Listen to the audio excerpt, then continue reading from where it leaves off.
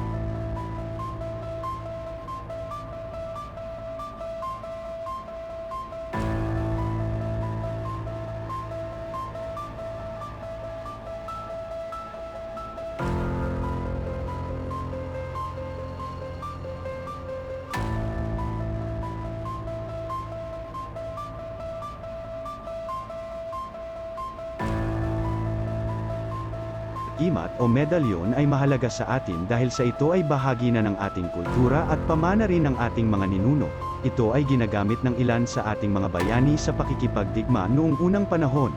Katunayan, ang ilan sa mga ito ay iniingatan at nakadisplay ngayon sa Museo ng San Juan at ang iba naman ay nasa Museo Sugbo. Sinasabing ito ay nagbibigay ng kakaibang lakas at proteksyon sa pisikal at espiritual laban sa masasamang tao o elemento. Lahat tayo ay nagkakasakit at ito ay normal lamang na nangyayari sa ating mga tao, subalit kung minsan ay may mga sakit o karamdaman tayo na mahirap maipaliwanag at ito ay hindi kayang gamutin ng mga doktor at ang tanging nakakagamot nito ay ang mga albularyo lamang. Ito ang sakit na tinatawag nating gawa ng mga masasamang elemento sa paligid. Maaaring kulam, barang, palipad hangin, gawang itim na mahika at marami pang iba. Ang mga agimat o medalyon ay higit na kailangan lalong-lalo na sa ating mga manggagamot para hindi lumipat sa kanila ang sakit na inilagay ng mga masasamang elemento sa kanilang pasyente. Ang mga agimat ang siyang nagbibigay ng proteksyon o bakod sa taong nagtataglay nito kaya hindi makakapasok ang anumang sakit na gawa ng itim na mahika o daya ng mga engkanto.